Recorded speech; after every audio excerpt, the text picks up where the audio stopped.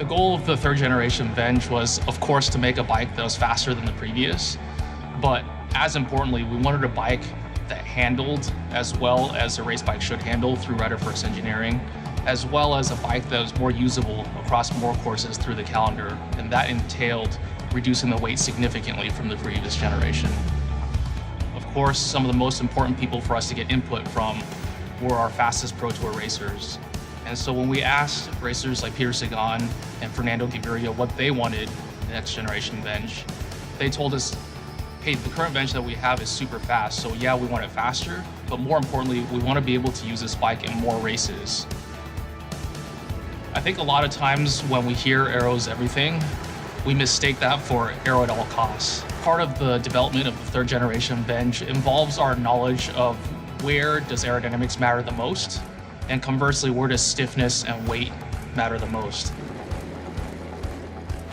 With goals as extreme as we had for the third generation Venge, with the aero targets, the handling targets, as well as the weight targets,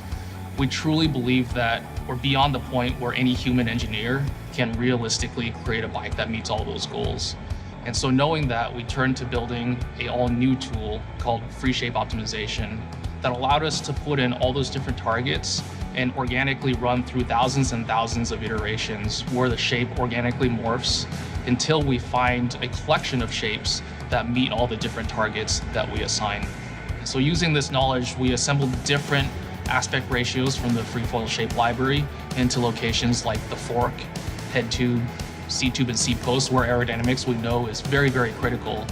And in other places where we know stiffness and weight are extremely critical and aerodynamics has less of a role, like the down tube, the top tube, and the chainstays, we use a different set of shapes that were more optimized for stiffness and structural efficiency.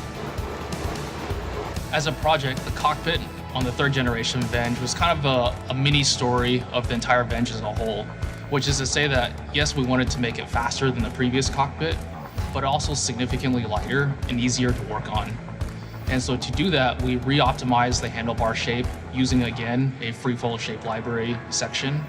as well as re-engineered the stem, not only to make it stiffer and lighter, but also to be able to integrate housing in an external way. And so by doing that, we preserve and actually increase the aerodynamic performance of the cockpit, but make it significantly easier to work on, as well as stiffer and lighter.